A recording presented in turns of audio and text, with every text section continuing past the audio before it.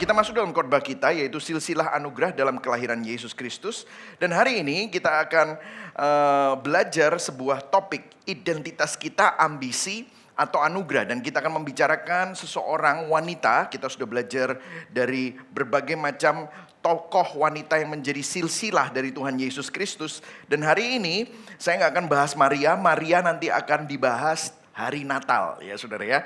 Dan hari ini wanita yang akan kita bahas itu namanya Lea.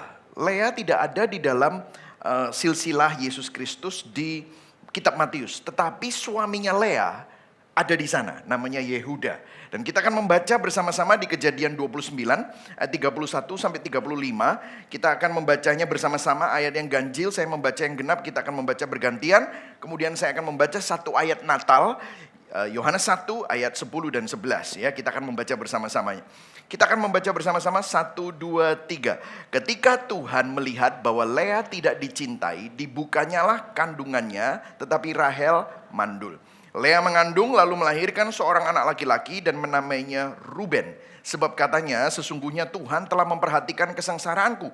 Sekarang tentulah aku akan dicintai suamiku. Ayat 33, mengandung pula lah ia, lalu melahirkan seorang laki-laki. Maka ia berkata, sesungguhnya Tuhan telah mendengar bahwa aku tidak dicintai, lalu diberikannya pula anak ini kepadaku. Maka ia menamai anak itu Simeon. Mengandung pula lah ia, lalu melahirkan seorang anak laki-laki, maka ia berkata, sekali ini suamiku akan lebih erat kepadaku, karena aku telah melahirkan 3 anak laki-laki baginya. Itulah sebabnya ia menamai anak itu Lewi. Ayat 35, mengandung pula lah ia, lalu melahirkan seorang anak laki-laki, maka ia berkata, sekali ini aku akan bersyukur kepada Tuhan. Itulah sebabnya ia menamai anak itu Yehuda, sesudah itu ia tidak melahirkan lagi. Ya, jadi ceritanya anaknya 4 ya saudara. Kita akan membahas nanti apa maknanya. Kemudian Yohanes 1 ayat 10 dan 11 saya bacakan dulu dan 11 kita baca bersama-sama. Ia telah ada di dalam dunia dan dunia dijadikan olehnya, tetapi dunia tidak mengenalnya. Ayat 11, ia datang kepada milik kepunyaannya, tetapi orang-orang kepunyaannya itu tidak menerimanya. Beginilah firman Tuhan. Nah saudara, ada 2 kesamaan di dalam cerita ini. Kalau saudara lihat Lea itu adalah produk dari penipuan bapaknya. Jadi kalau Lea menikah dengan Yakub, itu sebenarnya Yakub tidak pernah mencintai Lea atau memilih Lea. Jadi ceritanya Yakub kerja sama pamannya namanya Laban, saudara ya. Nah Laban ini punya anak namanya Rahel, cantik sekali. Itu kembang desa begitu saudara ya. Dan kemudian si Yakub ini naksir dan kepingin nikah sama Rahel. Maka si Laban tahu itu, kamu kerja sama aku 7 tahun. Nanti ku izinkan untuk nikah sama anakku Rahel. Maka Yakub kerja keras luar biasa untuk 7 tahun itu. Untuk menikahi Rahel. Tetapi pada malam pernikahan, kalau dalam adat Yahudi itu ditutup semua ya pakai cadar. Ya. Dan mereka menikah. Tapi malam pertama yang terjadi adalah pada waktu dibuka ternyata bukan Rahel, saudara. Bayangkan kalau saudara seperti itu ya. Jadinya seperti apa? Wah! Dan dikatakan bahwa Lea itu tidak cantik, bahkan matanya lemah, tidak bercahaya. Ya. Jadi bayangkan Anda jadi Lea. Rasanya seperti itu. Ditolak, tidak diinginkan, dan tidak dicintai. Nah ada yang menarik di sini kita juga baca bahwa waktu Tuhan datang, waktu Yesus datang, dia datang kepada ciptaannya, dialah sang pencipta. Dia datang kepada milik kepunyaannya, tetapi orang-orang kepunyaannya itu juga tidak menerima dia. Jadi kalau saudara lihat, Natal pertama tidak dimulai dengan sambutan hangat, sorak-sorai dan sukacita, tetapi Alkitab menunjukkan bahwa Natal bermula dengan kelahiran Sang Juru Selamat yang tidak diinginkan. Yesus datang ke dunia yang tidak menyambutnya, tetapi ke dunia yang menolaknya. Bahkan waktu cari penginapan, tidak ditemukan tempat untuk menginap. Semuanya sibuk, semuanya banyak commotion. Tetapi apa yang terjadi akhirnya dia harus ke kandang, nginep di kandang. Dan disitulah dia lahir. Jadi Natal bukan tentang cerita Allah yang datang ke dunia yang hangat, Tetapi Natal adalah cerita tentang Allah yang masuk ke dunia yang dingin, dunia yang acuh, dunia yang tidak peduli terhadap Tuhan. Kenapa kok ini harus disampaikan, saudara? Karena dosa membuat manusia menjadi acuh. Dosa membuat manusia jadi dingin terhadap satu dengan yang lain. Yang mereka pentingkan adalah kepentingan mereka sendiri. Yang mereka pentingkan adalah kepuasan ego sendiri. Nah, kenapa kok kita tadi baca dengan Lea? Lea ceritanya mirip. Kalau saudara lihat di sini ada sebuah paralel. Kalau Kejadian 29 ayat 31 yang merah, saudara baca sama-sama 1, 2, 3. Lea tidak dicintai oleh suaminya. Dia tidak diinginkan. Terus kemudian Yohanes 1 ayat 11 dikatakan Yesus tidak diterima oleh ciptaannya sendiri. Natal menyatakan kehadiran Allah ada di tengah-tengah penolakan. Kenapa setting Christmas ini dan cerita Lea ini saya sandingkan untuk menyampaikan apa? Ada satu pesan untuk kita di Natal ini bagi kita yang letih, lesu, dan berbeban berat dan merasa tertolak. Karena dunia ini banyak orang merasa tertolak, saudara. Dunia ini banyak orang merasa lelah. Lelah karena keadaan, lelah karena kehidupan, lelah dengan masalah, lelah dengan perasaan ditolak di mana-mana, pergumulan karena kerja, karena perjuangan, lelah karena pelayanan. Mungkin ada hamba Tuhan di sini yang lelah karena pelayanan. Mungkin yang nonton online, Anda menyempatkan untuk nonton online karena Anda lelah. Para hamba Tuhan yang lelah karena pelayanan. Saudara, seringkali yang paling melelahkan di dalam hidup ini bukan kerja kerasnya, namun harus terus membuktikan bahwa kita berarti supaya kita tidak ditolak. Karena kita lelah karena identitas kita. Kita lelah karena merasa kalau aku gagal, aku bukan siapa-siapa. Kalau aku tidak dianggap, hidupku tidak berarti. Kalau aku tidak berguna, maka aku tidak layak. Dan seringkali tanpa kita sadari kita membawa beban pembuktian itu bahkan ke dalam iman kita. Saudara, masalah terbesar manusia kadang bukan kurang iman, tetapi salah tempat di dalam menaruh identitas. Saudara bisa kerja keras untuk jadi kaya, saudara kerja keras untuk bisa berhasil. Kita melayani dengan sungguh-sungguh dan kita bisa bilang ini semua untuk Tuhan. Tapi jauh di dalam hati kita berharap satu hal, aku melakukan ini semua kalau aku kaya, kamu terima aku dong. Aku berharga dong. Kalau aku berhasil, kamu anggap aku dong, tolong nilai aku dong, tolong lihat aku. Ini yang menjadi pergumulan kita semua. Nah, untuk melihat ini bukan hanya sebagai teori, saudara, tetapi sebagai realita hidup, mari kita pause di sini khotbahnya. Kita akan saksikan sebuah kisah, ilustrasi dari khotbah ini melalui drama musikal. Jadi kalau saudara nanti akan lihat ada seorang yang namanya Ken, seorang badut. Jangan dilihat badutnya, renungkan apakah saudara bisa relate. Dan juga ada seorang lagi yang menjadi shadow-nya dia, yaitu kayak pembicaraan yang ada di otaknya Ken. Shadow dan si Ken, si badut. Jadi saudara, ladies and gentlemen, let me present to you, mari sama-sama saksikan drama musical oleh Gibeon Creative Ministry, Identitas Kita, Ambisi atau Anugerah. Mari sama-sama kita berikan tepuk tangan, saudara.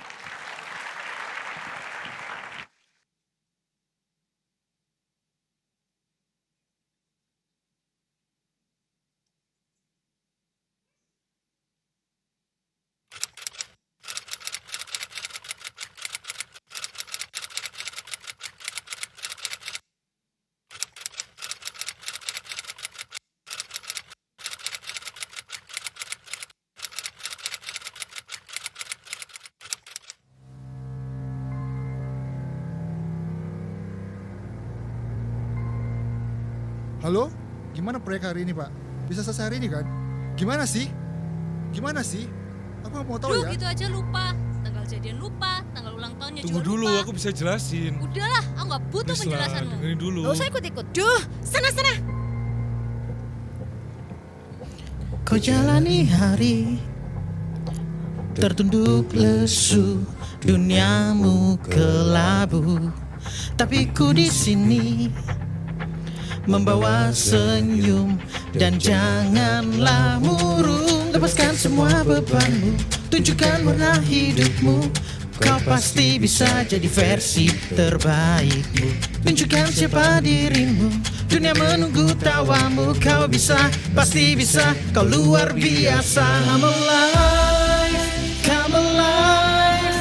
Go and light your light, let it burn so bright. Reaching out to the sky, and it's open wide. You're electrified. Saat kau raih semua mimpi, jadi apapun yang kau mau. Percaya dirimu pasti bisa. Tak ada alasan berhenti, tinggalkan semua ragumu. Datang dan menari bersamaku. So come alive. Ku tahu kau mampu. Jangan dengarkan kata orang-orang. Tunjukkan dirimu, bekerja keras dan jangan menyerah. Lepaskan semua bebanmu, tunjukkan warna hidupmu. Kau lebih dari yang kau kira. Tunjukkan siapa dirimu, dunia menunggu tawamu. Kau bisa, pasti bisa, kau luar biasa.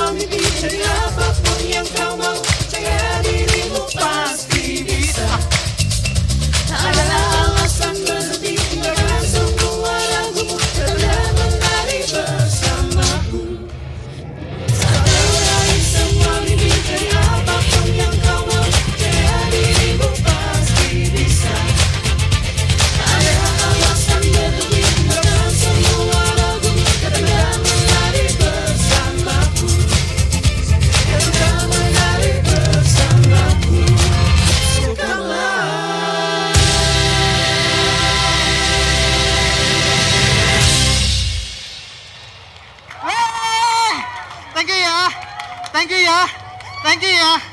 Wah, thank you. Senangnya lihat mereka semua tertawa. Kalau mereka happy, aku pun juga happy.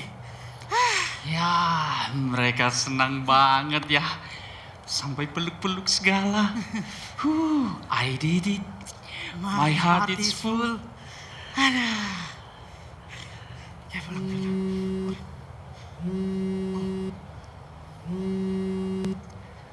Halo? Iya, saya sendiri, Pak. Dengan siapa ini? Dari mana, Pak? Oh, iya, salam kenal, Pak. Gimana? Ya? Proyek besar. Serius, Pak? Di pusat kota? Iya, tentu saja saya pasti bisa, Pak. Saya pasti bisa. Saya akan kasih yang terbaik, Pak. Iya, Pak. Proyek ini akan saya terima, Pak. Iya, Pak. Baik, Pak. Terima kasih banyak, Pak, atas undangannya. Terima kasih. Iya. Yes! Akhirnya aku bisa tampil di panggung yang sesungguhnya. Aduh, aku harus nyiapin apa ya? Kostum yang baru, koreo yang baru, musik yang baru. Wah, I'm so excited. Tunggu. Satu lagi apa ya? Studio latihan. Iya. Proyek ini kan besar. Aku butuh sewa studio untuk latihanku. Tapi uangku kan nggak cukup untuk sewa studio. Iya. Pinjam siapa ya? Kan proyeknya besar. Uang yang masuk ke aku juga pasti first. Nanti. Gampang. Pinjam siapa ya? Coba deh. Halo bro. Gimana kabar? Oh, oke. Bro, to the point aja nih. Jadi gini, aku baru aja dapat proyek besar. Nah, kemudian aku mau sewa studio untuk latihanku. Nah, kira-kira bro, bisa nggak aku pinjam uangmu dulu? Nanti kalau aku dapat proyek, aku langsung gantiin deh. Janji? Ayolah bro, serius. Iya, pasti aku janji deh. Dipinjemin? Serius ya? Dipinjemin? Oke? Iya. Aku tunggu transferanmu ya. Nomor rekening yang biasa. Oke? Thank you ya. Akhirnya dapat pinjaman. So, it's time to practice. Yeah. Tapi hari ini ada ibadah ya kan? Iya. Ada ibadah. Online aja lah, gampang. Yang penting aku mau fokus latihan. Oke, latihan yang pertama. Oke, latihan yuk.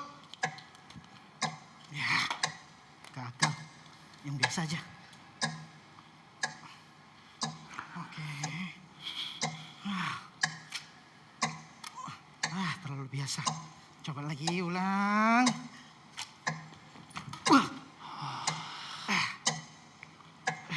Istirahat dulu nggak sih? Enggak. Aku masih bisa kok. Aku harus terus berlatih. Aku mau kasih yang terbaik ini. Terbaik buat siapa? Ya buat karirku. Ini kan kesempatan. Kapan lagi coba? Jadi ini semua tentang dirimu sendiri. Ya, kita harus realistis.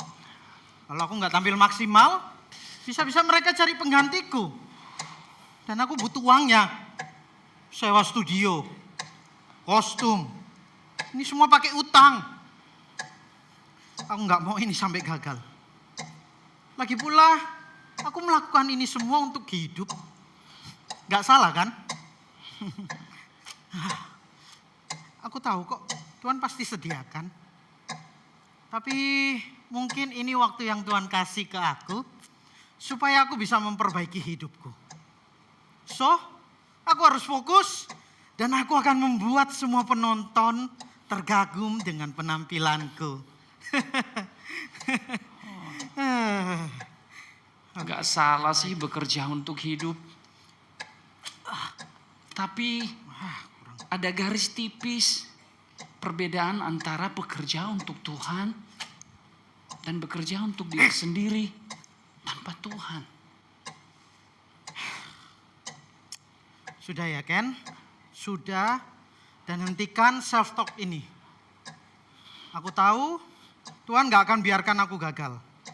Dan hidupku selalu aman dalam tangan Tuhan. Ya.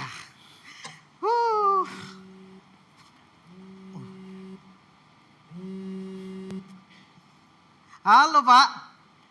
Gimana Pak kabarnya? Iya.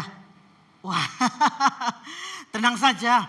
Persiapan saya sudah sekitar 70%. Aman Pak. Gimana Pak? Kita jadi JR1 ini Pak. Iya? Iya Pak. Maksudnya dibatalin? Tunggu. Pak, Saya sudah kerja keras mati-matian. Saya sudah latihan terus-menerus. Masa harus dibatalin, Pak? Pak, saya butuh uangnya, Pak. Ya kalau memang mau ada perform yang baru, kita bisa atur, Pak. Pak, halo? Pak? Wah! Dimatiin. Ini semuanya sendiri namanya.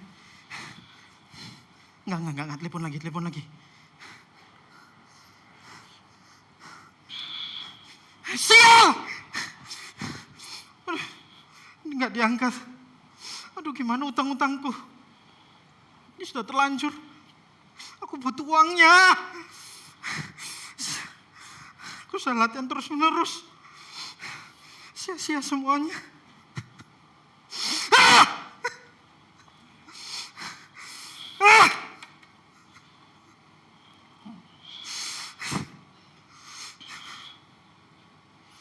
Aku latihan sampai badan gemetar. Aku ngutang dengan semuanya. Sewa studio, kostum. Kan aku sampai belain gak ke gereja. Aku sudah ngelakuin semuanya.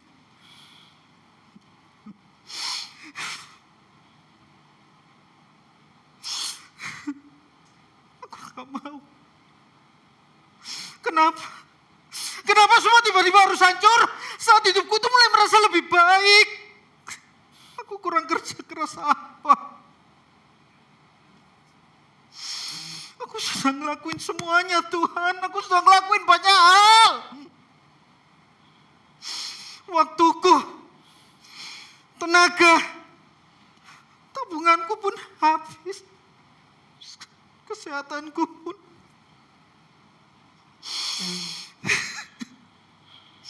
Aku gagal, Tuhan. Aku gagal.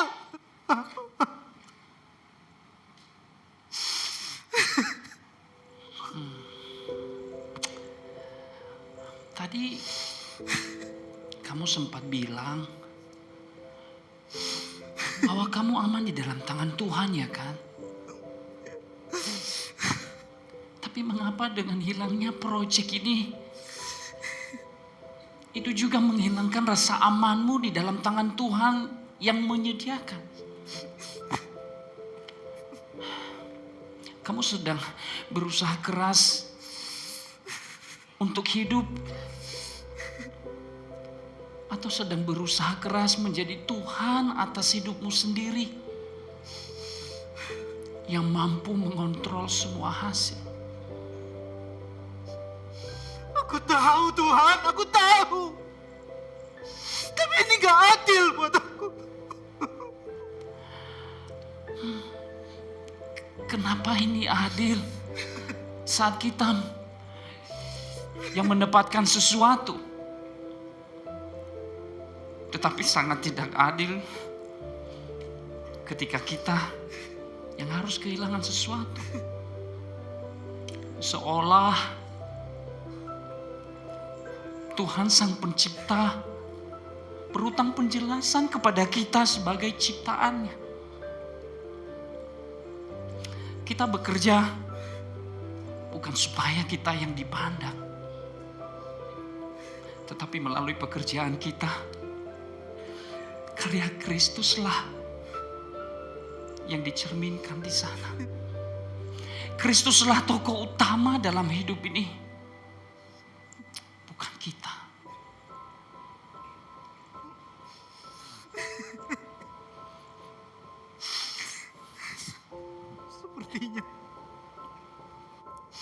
Sepertinya hatiku sudah bergeser. Tuhan bukan lagi menjadi pusat, tapi proyek ini. Aku tahu, Tuhan, Engkau sudah mengasihi aku sebelum aku bisa apa-apa. Sebelum ada panggung, sebelum ada tawa, bahkan sebelum dapat proyek sebesar ini.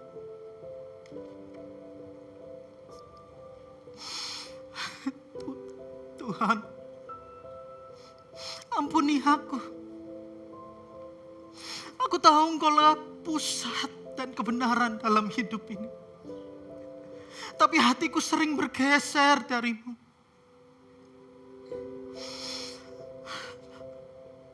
Aku ingin taat, tapi masih saja aku ingin mengatur hasilnya. Aku menginginkan berkat-Mu lebih daripada pribadimu. Waktu aku gagal memandang-Mu, anugerah-Mu yang senantiasa menopangku. Dan waktu aku berhasil taat, itu hanya karena kasih karunia saja. Tak perlu ku cari validasi dari dunia dengan kekuatanku sendiri. Karena aku tahu bahwa Engkaulah kecukupanku. Amin.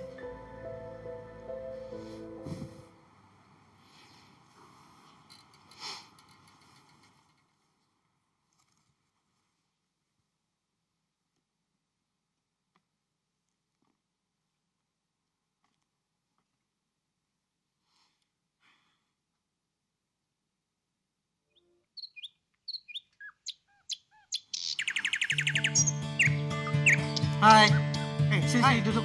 Aku mau kasih tahu ke kamu. Di dalam gelap dunia yang mencekam, hati bergeser dan mudah terdiam. Ini ceritanya. Namun sang terang telah turun ke bumi, membawa hidup yang lemah ini. Membawa hidupku? Iya. Dan buat kita yang menapaki. Betul? Betul begitu. Namun Kristus telah datang menghampiri. Kita kasih tahu lainnya. Walau dunia makin gelap, Ia datang membawa harap. Kita hanyalah manusia, namun dikasihi Sang Raja. Saat hatimu penuh resah, jauh dari kebenarannya, kasih-Nya yang tak terbatas menuntun kembali kepadanya. Wah, mantap. Indah banget ya. Saat ku gabung memandangnya, kasih-Nya lah yang tetap menuntunku. Di dalam setiap langkah dan letihku, keindahannya lah yang tampak utuh. Yuk nyanyi bareng. Bukan kuat kita yang menapaki, namun Kristus telah datang menghampiri. Walau dunia makin gelap, Ia datang membawa harap. Kita hanyalah manusia, namun dikasihi Sang Raja. Saat hatimu penuh resah, jauh dari kebenarannya, kasih-Nya yang tak terbatas menuntun kembali kepadanya. Ada cerita yang begitu indah. Dengerin ya semuanya, dengerin. Ia selalu kuatkan dan tak pernah tinggalkan. Karena dalam setiap kisah, Yesus ada dan bertahta. Walau dunia makin gelap, Ia datang membawa harap. Kita hanyalah manusia, namun dikasihi Sang Raja. Saat hatimu penuh resah, jauh dari kebenarannya, kasih-Nya yang tak terbatas menuntun kembali kepadanya.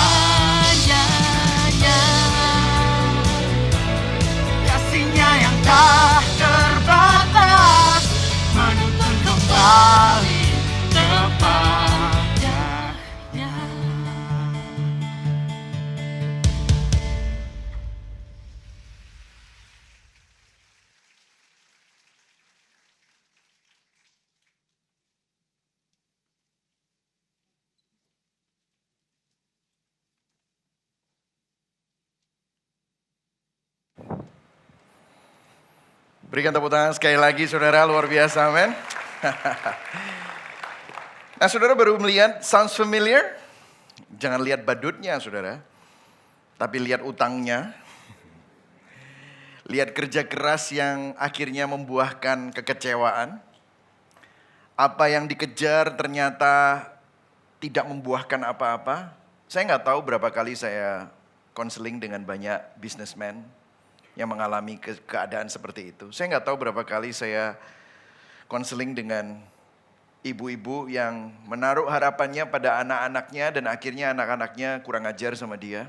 Saya nggak tahu berapa kali saya konseling dengan suami istri yang menaruh harapannya pada suaminya atau pada istrinya tetapi akhirnya semuanya hancur.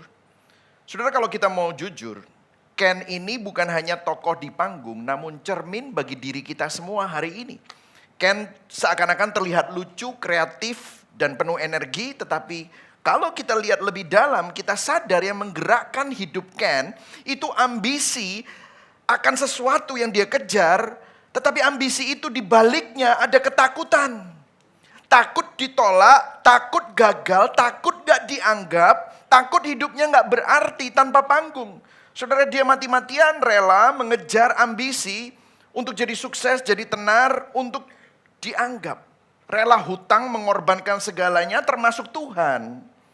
Saya gak tahu berapa kali orang mengorbankan Tuhan, mengorbankan ibadah. Saya nggak bilang ibadah Pak, tapi ibadah itu hanyalah sebuah indikator bahwa Tuhan itu tidak terlalu penting dalam hidup kita. Buktinya kita masih kerja kok. Dan berakhir dengan kekecewaan dan justru kehilangan yang dia kejar. Sounds familiar, saudara? Dan jujur kalau kita mau mengaku, kita juga sangat mirip dengan Ken, saudara. Nah, Alkitab punya kisah yang sangat mirip yang tadi kita juga baca, yaitu kisah Lea. Beberapa pakar Alkitab dikatakan menyebut Lea the girl that nobody wanted. Wanita yang tidak diinginkan. Dan kalau kita baca tadi di ayat 31, baca yang merah saudara, 1, 2, 3, bahwa apa saudara? Lea tidak dicintai. Perhatikan saudara, masalah Lea bukan hanya dia nggak malas, dia bukan jahat, tetapi dia tidak dicintai. Dan ini menyedihkan. Saudara perhatikan. Apa yang terjadi dalam Lea juga terjadi dalam kita. Karena kita terlepas dari Allah, makanya kita selalu mendambakan cinta, mendambakan sesuatu. Itulah sebabnya poin saya yang pertama adalah semua orang sedang mencari nilai diri dalam kehidupan kita. Semua orang sedang mencari penerimaan, pengakuan dalam hidup kita. Ini bukan masalah secara drama saja atau kisah ini saja, tetapi ini semua generasi dari abad ke abad, ini masalah universal bahwa kita butuh merasa berarti. Dan di dalam cerita ini kalau kita baca Lea, bukan cerita Ken, nanti saya hubungkan dengan Ken ya. Lea mencari nilai diri lewat cinta suaminya, saudara. Kalau Ken si badut tadi mencari nilai diri lewat panggung dan lewat pengakuan manusia dengan proyek-proyek besarnya. Tetapi Lea mencari nilai diri lewat cinta dan suami. Dan kalau saudara mau jujur, kita semua cari nilai diri saudara. Ambisimu akan ada di sana. Saudara, ambisi itu sebenarnya adalah cermin dari pencarian nilai diri kita. Banyak dari kita mencari nilai diri melalui berbagai cara untuk mengejar keberhasilan. Kerja, banting tulang, kita berusaha untuk jadi kaya, berusaha untuk jadi sukses. Supaya apa? Dianggap. Kita berusaha untuk jadi sukses dalam relasi, dalam keluarga. Supaya apa? Supaya dapat dianggap. Bahkan para hamba Tuhan, orang-orang yang jadi majelis, orang-orang yang sibuk di gereja pelayanan. Kadang-kadang untuk aktualisasi diri, saudara. Saudara, gak ada yang salah dengan pekerjaan, gak ada yang salah dengan keluarga, gak ada yang salah dengan menjadi berhasil dalam pekerjaan dan saudara diberkati secara materi. Salah nggak? Enggak, nggak ada yang salah. Tetapi yang salah adalah ketika hal-hal itu kita jadikan sumber identitas kita.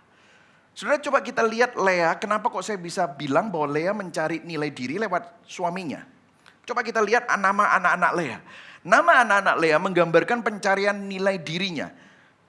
Dan yang menarik adalah setiap kali dia menyebut nama-nama ini, waktu menamai anaknya, dia selalu memulainya dengan Tuhan. Tetapi sebenarnya dia nggak cinta Tuhan dan dia hanya menggunakan Tuhan. Tapi lihat, Ruben, suamiku, Tuhan mendengar aku, Tuhan mencintai aku. Tapi ujung-ujungnya bukan dia cinta Tuhan, tetapi apa? oh kali ini pasti suamiku akan cinta padaku. Karena dia tidak dicintai, saudara. Kemudian ternyata dia berharap dicintai, ternyata tidak dicintai. Oh dia berpikir, oh mungkin anak yang kedua. Dan Simeon lahir. Dan dia berkata apa? Oh sekarang pasti aku akan diperhatikan. Dia berharap kelahiran Simeon akan membawa perhatian suaminya kepadanya. Ternyata juga tidak ada. Kecewa lagi. Sampai yang ketiga, Lewi. Dia bilang lagi, Tuhan pasti memperhatikan aku. Sekarang pasti suamiku akan melekat kepadaku. Saudara, setiap anak dijadikan proyek pembuktian diri kepada suami dan keluarganya. Nah, itu Lea. Jadi jika Lea mencari nilai diri lewat anak, lewat cinta suami, jika dihubungkan dengan drama yang tadi, apa yang terjadi? Seperti Lea, Ken juga mencari Rubennya, Simeonnya, dan Lewinya sendiri melalui apa? Proyek besar, melalui uang, melalui tepuk tangan. Dan kalau kita mau jujur, sama seperti Lea, sama seperti Ken, kita juga punya versi Ruben, Simeon, dan Lewi. Kita mencarinya lewat apa? Pekerjaan, pelayanan, pasangan, sekarang likes, followers, reputasi. Semua pencapaian bisa jadi panggung untuk ego kita. Dan saudara, inilah yang menjadi masalah. Masalahnya bukan cari nilai diri, saudara, karena kita semua nggak bisa mengelak dari itu. Tetapi masalahnya adalah di mana kita mencarinya. Dan saya masuk ke dalam poin yang kedua. Kenyataan pahit tentang hati kita, saudara. Kita belajar sesuatu dari kisah ini bahwa hati kita begitu mudah untuk menjadikan hal-hal baik sebagai penyelamat palsu. Saudara, berhala bukanlah sesuatu yang jahat. Seringkali berhala adalah hal yang baik. Berkat Tuhan, kalau dijadikan yang terutama, maka itu bisa jadi berhala. Dan kita rela untuk menyembah berhala itu. Dan berhala itu punya altar penyembahan. Dan di altar itu kita korbankan banyak hal. Kita korbankan keluarga, kita korbankan pasangan, perasaan anak-anak, perasaan suami, perasaan istri. Bahkan dirimu sendiri, bahkan kesehatanmu. Kamu korbankan demi mencari apapun yang sedang kau kejar dan ambisimu. Kita ngomongnya biasanya gini, kalau aku punya itu, kalau asetku segitu, kalau omsetku segitu, kalau aku nikah sama dia, kalau aku dapat itu, maka aku pasti bahagia. Saudara, itu bukan cuma obsesi, tetapi itu penyembahan, saudara. Hatimu menyembah sesuatu. Nah, kalau kita lihat Lea menyebut nama Tuhan, tetapi hatinya melekat kepada suami dan anak. Kalau tadi kita lihat drama tadi, Ken si badut bilangnya pertamanya mulai dengan untuk Tuhan. Namun pada akhirnya apa? Untuk pengakuan dunia. Ternyata kamu melakukan ini semua untuk karirmu. Iya dong, untuk aku dong. Kalau kita lihat suaminya Yakub yang tidak cinta Lea. Yakub bukankah mendapatkan janji Tuhan? Iya, namun hatinya apa? Terobsesi sama Rahel. Ini cinta segitiga, saudara. Lebih kompleks. Jadi masalah terbesar bukan waktu kita mengejar hal-hal yang jahat. Mungkin saudara ada di sini, saudara adalah orang-orang yang cukup baik. Buktinya waktu Natal saudara ada di gereja. Tetapi ketika menjadikan hal-hal baik sebagai yang terutama, dan kita selalu ngomongnya gini, kalau aku punya itu barulah hidupku berarti. Itulah kecenderungan hati manusia, saudara. Coba cek ambisimu. Di situ kita bisa melihat investigasi. Apakah harga dirimu, apakah nilai dirimu terkait dengan apa yang kamu kejar itu. Dan kalau itu bukan Tuhan, saat gagal ada efek yang sangat mengerikan, yaitu ini. Jika identitas kita dibangun di atas performa kita, kekuatan kita, talenta kita. Di sini saya dengar banyak anak-anak youth juga. Mungkin talentamu hebat, kamu jago main basket, jago main sport. Apapun itu, kamu main piano, main biola, main harpa, kamu sangat talented. Tetapi kalau identitasmu dibangun di atas performamu, para businessman, para business owner, para profesional yang pinter, yang punya S3, jika identitasmu dibangun di atas itu semua, pada waktu kegagalan datang, terasa seperti neraka. Kenapa, saudara? Loh, coba kita lihat. Bagi Ken, si badut tadi, kegagalan bukan cuma kehilangan pekerjaan. Itu kehilangan harga diri. Bagi Lea, Penolakan bukan cuma masalah relasi antara dia dengan suaminya, tetapi kehancuran identitas. Saudara, kalau kita lihat saat identitas kita berdasarkan performa, ketika performa kita runtuh, maka jiwa kita juga ikut runtuh. Kalau nilai diri kita diikat pada performa, kalau sukses, saudara bisa sangat sombong.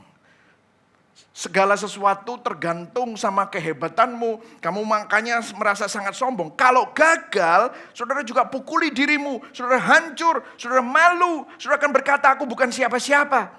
Dan ini yang terjadi sama Lea. Setiap anak lahir, harapannya muncul, wah nanti suamiku cinta sama aku. Tetapi ternyata tidak kejadian. Dan tiap kali dia kecewa, hatinya makin hancur. Itu yang terjadi sama Ken si badut. Pada waktu proyeknya batal, dunianya runtuh. Bagaimana dengan kita? Apakah identitasmu tergantung sama performamu? Kalau betul seperti itu, maka pada waktu gagal, hidupmu akan runtuh. Kegagalan bukan hanya kehilangan kesempatan, tetapi terasa seperti kehilangan jati diri. Karena kita tidak tahu siapa kita tanpa hasil. Kita tidak tahu siapa kita tanpa panggung. Kita nggak tahu siapa kita tanpa pengakuan. Kita butuh diakui terus. Nah, saudara akan akhirnya sampai di titik you're alone. Saudara sendirian. Dan saudara melihat bahwa semua orang yang seharusnya mengasihi saudara meninggalkan saudara semua. Kenapa? Karena kamu sudah menyakiti dia. Karena kamu persembahkan mereka di altar penyembahanmu. Kamu persembahkan, kamu sembelih mereka. Kamu sakiti perasaan mereka demi mengejar sesuatu yang kamu pikir akan membawa kebahagiaan bagimu. Nah mungkin pertanyaannya begini, saudara. Oke pastor, apa yang harus saya lakukan? Saya sadar ternyata saya seperti Lea. Saya sadar saya ternyata seperti si badut itu. Disinilah pesan Natal, disinilah kabar baik. Saudara, kalau saudara lihat anugerah masuk ke tengah identitas yang hancur. Saudara, ada sebuah perubahan besar di dalam kisah Lea. Bukan ketika situasinya berubah, tetapi ketika pusat hatinya berubah. Kalau kita baca di sini, Kejadian 29 ayat 31. Apa yang membuat hati Lea berubah? Di sini kita bisa melihat inisiatif Tuhan. Kita baca ayat sama-sama ayat 31. 1, 2, 3. Ketika Tuhan melihat bahwa apa? Lea tidak dicintai. When the Lord saw that Leah was not loved. Saudara bayangkan di rumah tangga yang penuh dengan drama di rumah tangga Lea. Penuh dengan manipulasi, favoritisme. Karena dia bukan orang yang difavoritkan. Rahel yang difavoritkan. Di tengah suami yang tidak mencintai dia. Dia adalah korban penipuan bapaknya. Di tengah kultur yang menilai perempuan adalah second class citizen, di mana perempuan dinilai dari kecantikannya dan dia nggak cantik. Ada satu pribadi yang melihat dia. Ada satu pribadi yang memperhatikan dia. Siapa itu? Tuhan. The Lord saw that Leah was not loved. Tuhan justru melihat Lea. Tuhan justru melihat mereka yang tidak diinginkan. Ketika dunia tidak melihat Lea, Tuhan melihat. Sama seperti Ken. Ketika spotlight padam, ketika handphone sudah tidak berdering lagi, ketika proyek besar dibatalkan, ketika dia duduk sendiri dan dia bertanya, aku ini siapa? Tuhan melihat dia. Tuhan memperhatikan. Saudara, disinilah ada kabar Natal. Tuhan adalah Tuhan yang tidak duduk di tahta surga dan membiarkan kita tenggelam di dalam pencarian nilai diri. Tenggelam disiksa oleh berhala-berhala yang memperbudak kita. Tetapi dia memperhatikan, dia mendengar, dia mencari kita. Ketika kita merasa tidak dianggap, ketika kita merasa tertolak, di situ Tuhan melihat. Di saat kamu tidak merasa diinginkan, Tuhan justru ada di tempat yang paling dekat. Anugerah selalu dimulai bukan dari kita, tapi dari Allah yang lebih dulu melihat kita. Dan apa yang terjadi? There is a turning point. Ada suatu titik balik. Pada ayat 35, pada waktu anak yang keempat lahir, dikatakan ayat 35, mengandung pulalah ia, siapa? Lea, lalu melahirkan seorang anak laki-laki. Maka ia berkata, baca sama-sama. Sekali ini, sama-sama baca 1, 2, 3. Sekali ini aku akan bersyukur kepada Tuhan. Itulah sebabnya ia menamai anak itu apa? Yehuda. Sesudah itu ia tidak melahirkan lagi. Perhatikan, kalau sebelumnya dia berkata, Ruben. Oh, kalau Ruben ini nanti suamiku cinta sama aku. Oh, Simeon. Kalau Simeon lahir nanti aku akan diperhatikan suamiku. Lewi. Oh, nanti suamiku akan melekat sama aku. Tetapi anak yang keempat tidak ada lagi kata now my husband will. Oh, kalau aku punya anak maka suamiku. Tidak ada kata-kata itu lagi. Saat dia hamil yang keempat dikatakan sekali ini aku akan bersyukur kepada Tuhan. Dan dia menamai anak itu apa? Yehuda. Sudah perhatikan. Yehuda, akar kata Yehuda adalah Yada. Yada artinya apa? I worship God. I thank God. I praise God. Seakan Lea berkata, kali ini aku tidak lagi cari pembuktian diri. Kali ini melalui anakku, aku tidak lagi cari cinta suamiku. Tetapi kalau aku dikasih anak, aku menyembah Tuhan. Dan anak ini aku namai Yada, Yehuda. Aku memuji Tuhan. Ada suatu pergeseran nilai, perubahan di hati Lea. Dari suami sebagai sumber nilai dirinya, menjadi Tuhan sebagai sumber pujiannya. Sebelumnya dia berkata gini, kalau aku punya ini, nanti suamiku akan begini. Tapi waktu dia sadar, dia diperhatikan Tuhan. Walau suamiku tidak mengasihi aku. Walau aku tidak diperhatikan. Walau aku ditolak. Walau aku korban penipuan. Tuhan melihat aku. Tuhan memperhatikan aku. Tuhan mencintai aku. Saudara, apa rumus hidupmu? Kalau rumus hidupmu berkata, kalau aku kaya, maka aku bahagia. Kalau aku nikah sama dia, maka aku akan penuh. Kalau aku, itu transaksi, saudara. Hidup yang berdasarkan transaksi, saudara akan kecewa. Karena apa? Saudara taruh pengharapanmu, saudara taruh nilaimu pada hal-hal yang fana. Tapi kalau saudara sadar, saudara dihargai bukan karena apa yang saudara lakukan. Tetapi saudara berharga karena apa yang Tuhan lakukan. Tuhan lihat saudara pada waktu saudara bahkan masih berdosa. Dan seharusnya ditolak Tuhan. Di situ saudara bisa mengubah rumus hidupmu dari kalau jadi walau. Walau aku mungkin tidak sehebat dia. Walau aku tertolak. Tetapi aku tahu Tuhan memperhatikan aku. Walau aku gagal, tapi aku tahu aku diterima oleh Tuhan. Itulah pesan Natal buat kita hari ini. Dan saudara tahu apa yang terjadi dengan Lea? Apa yang terjadi dengan Lea?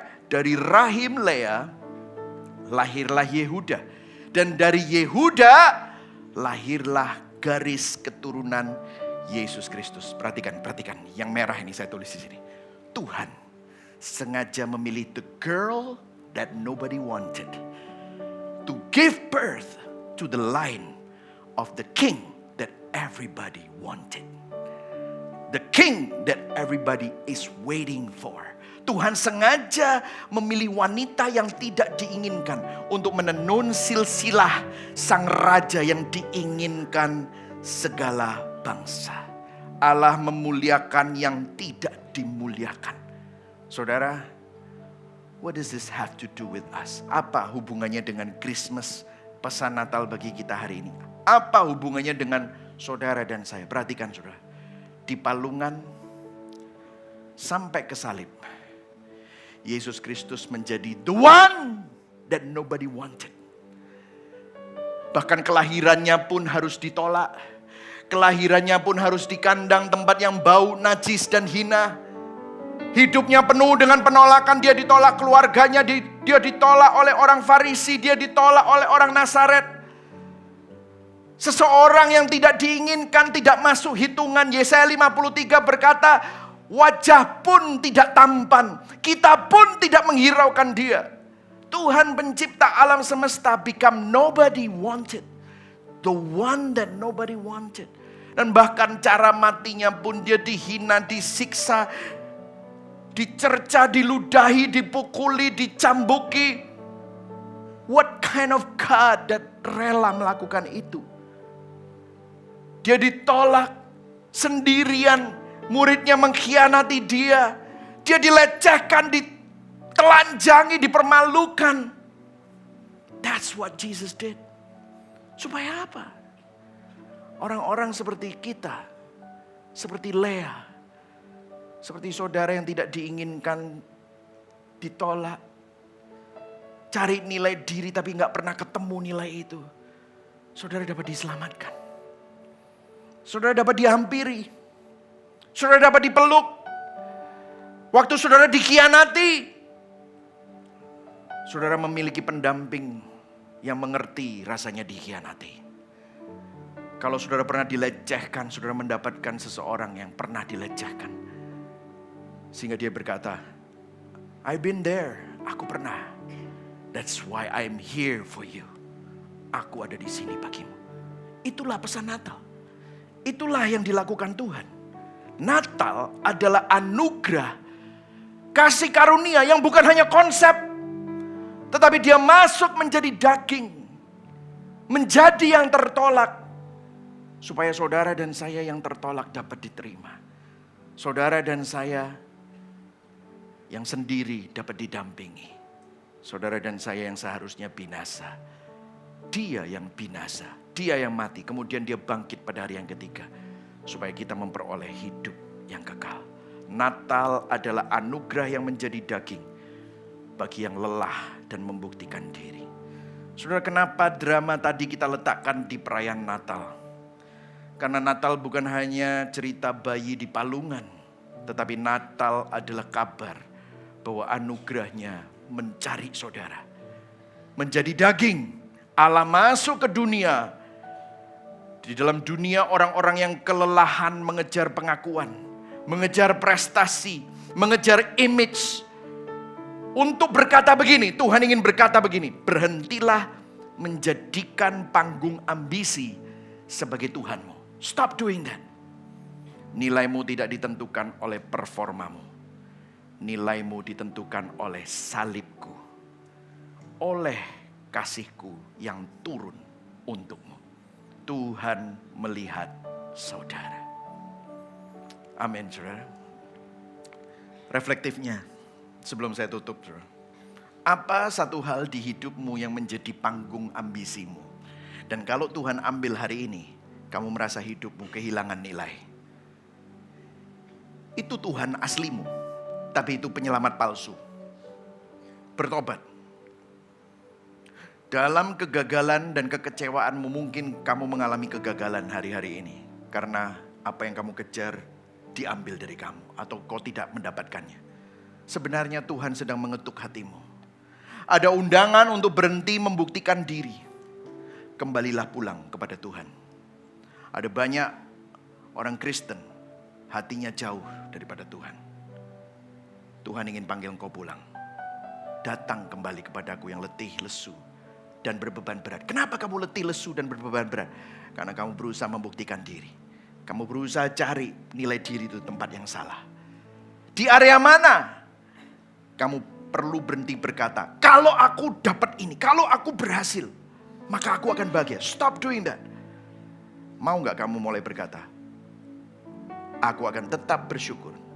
Aku akan tetap berbahagia. Walau aku gak dapat. Tapi karena aku punya harta yang lebih besar, yaitu Tuhan. Kalau saudara mau berkata begitu, ini adalah momen di mana saudara dapat datang. Amin, saudara. Mari sama-sama kita bangkit berdiri. Sambil para musisi menyiapkan diri, saya akan membacakan orang berinjil bekerja keras bukan untuk memperoleh identitas. karena kita nggak kerja keras untuk identitas. Tetapi kalau saudara dan saya kerja keras, itu karena apa? Kita sudah terima identitas dari Tuhan. Itu adalah buah dari identitas baru yang sudah diberikan oleh Kristus. Yang setuju katakan amin. Orang berinjil mampu melihat kegagalan. Jadi kalau hari ini saudara gagal, itu justru merupakan pintu pertobatan. Kalau saudara gagal dan saudara hancur, jangan-jangan yang menjadi jati dirimu, identitasmu adalah performamu. Justru di sini Tuhan mau membongkar berhala di hatimu. Yang setuju katakan amin. Amin. Dan yang terakhir saudara, nilai diri kita tidak ditentukan oleh apa yang kita miliki, namun oleh pribadi yang sudah lebih dulu melihat saudara dan menebus saudara sehingga kita menjadi miliknya. Berikan tepuk tangan buat Tuhan. Amin saudara.